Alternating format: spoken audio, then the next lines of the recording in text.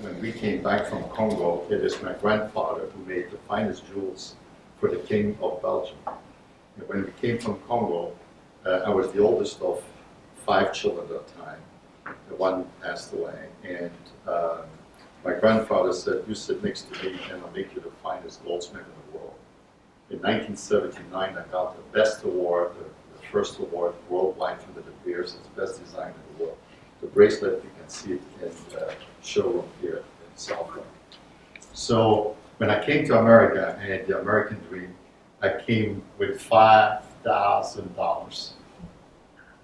I was poor.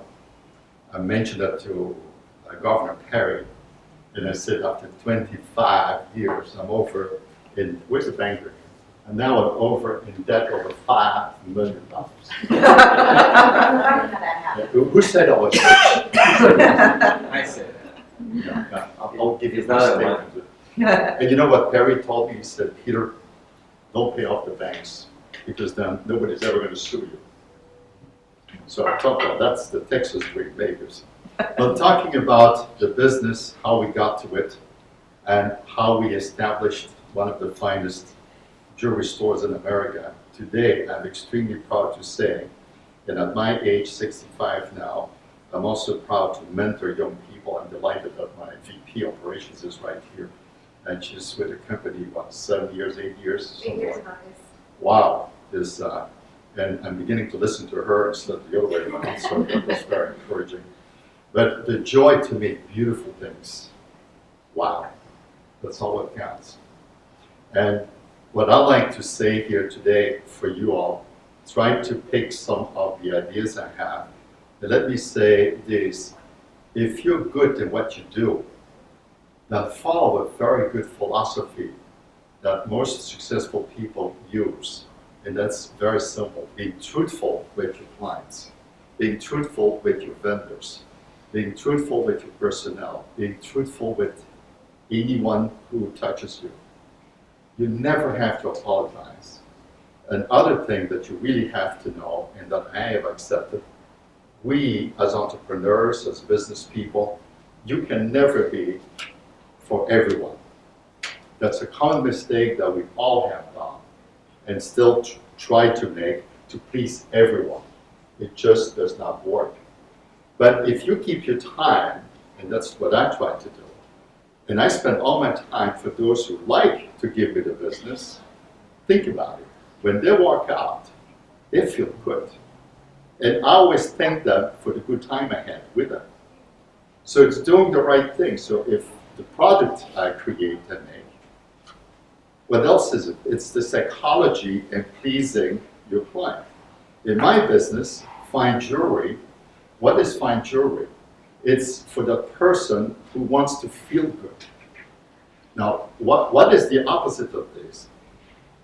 Probably many of you will think, Pieter Andries, and I hear it, oh, Pieter Andries, they are expensive. Let me tell you something.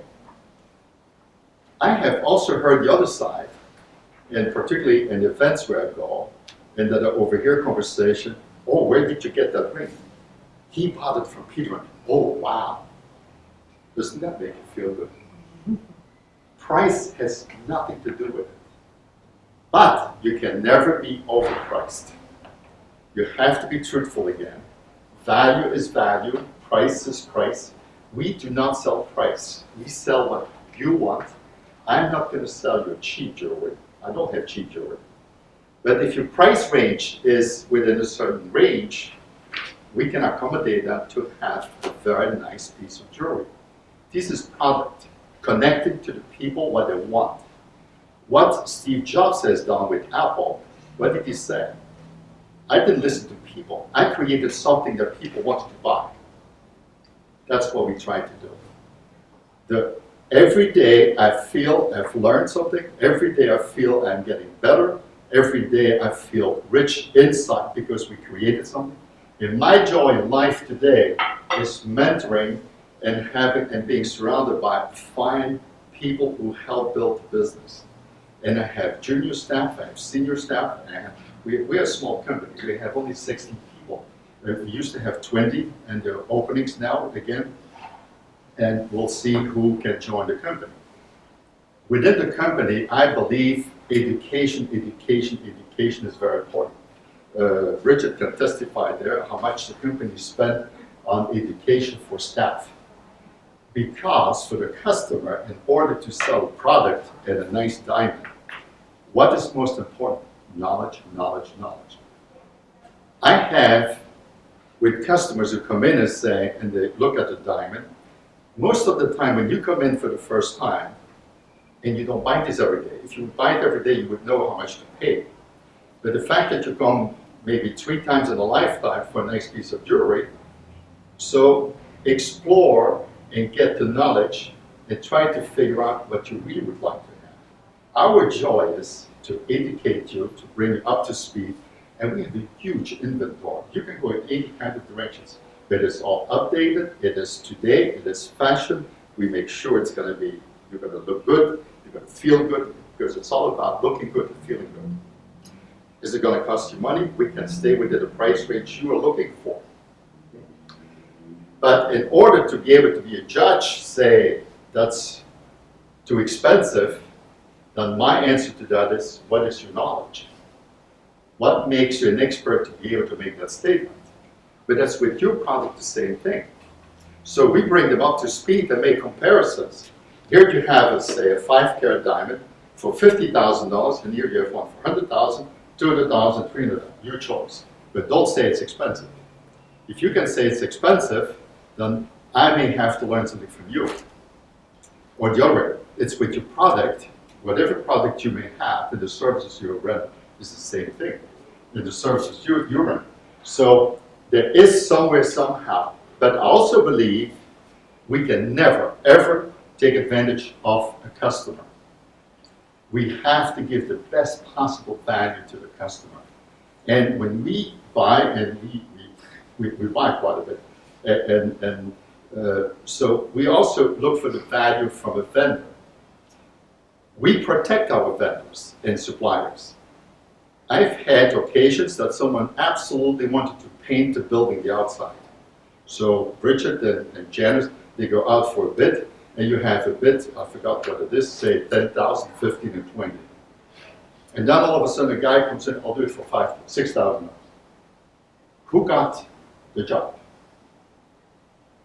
They went back and said, give us the detail, what you're going to give us for that money. The guy with the lowest, I think it was $6,000 for the whole building outside. I said, he came back to me, got so mad. He said, my price is the best. Why are you giving it to another guy? I said, you know what? I know if I let you do it, you're going to be broke. You can't do it for that price. So please, always, in what we do, protect the suppliers, the vendors, because that's your livelihood, that's your lifeline. You don't want, you need to maintain a good relationship as like your clients. Then what do we try to do? A client is not just a client, we try to have fans. You need to become a fan, you need to become a fan, you need to become a fan. A fan is not necessarily a client. You could have come in the store, look at everything, and it may take another year, 6 months, 5 years. Someday you will buy. But meanwhile, I'll make sure, and everybody makes sure, you're a fan. And you talk about, you're a fan. And you're a fan, you're a fan, you're a big fan. Sure, of course, I'm a big fan. So, but you're a fan. So, but when are we going to sell you something? Well, I've got some good news, and maybe some bad news. And that is, I have patience. Because sooner or later, banker, I get everybody's money. I like to think that too. So it's all about truthfulness. It's all about giving the customer beauty and value. Now, how we do all of this, well, I'm inviting you to come and visit the store. But if you want to have the front tour, just looking at the jewelry will take you about half an hour. If you want the grand tour, make an appointment with someone. We'll show you in the back how actually everything is made. We are one of the very few stores in America who actually, what is on display, every piece is made by our team. So we don't buy from a wholesaler, we don't buy from a dealer, we don't buy. There's another thing to guarantee value. I'm cutting the middleman. Now, in order to cut the middleman requires two major things. And that is, number one, knowledge, and expertise and capital. In order to have that kind of an inventory and then produce it, so we guarantee that way fashion, style, beauty, control of quality and finishing of the item, and we control all the qualities, the colors, the clarity, the cut of the diamonds, as well as the gemstones. We have one of the largest gemstone collection in America. H-Stern in New York will probably have the biggest, but because they own mines in Brazil and things like that. And Hans Stern has been a mentor to me 40 years ago. So I met him there, and he is actually the one who helped me in 1980 start my business in America. But I decided to become a retailer after being a wholesaler and manufacturer. Why? I'm using the business model as a Tiffany, a Cartier, a Van Cleef & Arpels, a Winston. And what does that actually mean? It's vertical integration of doing business, which means we have the raw materials, gold, loose diamonds, platinum, silver. We produce it, we create. We are not custom jewelers. We are creators of fine jewelry. What's the difference? Custom is you find in here, a component there, and then in your shop, you hopefully put it together and you hope it looks good. We don't do that. We create from the ground up, and you can see that in the brochures. Take one home, and it's one cast.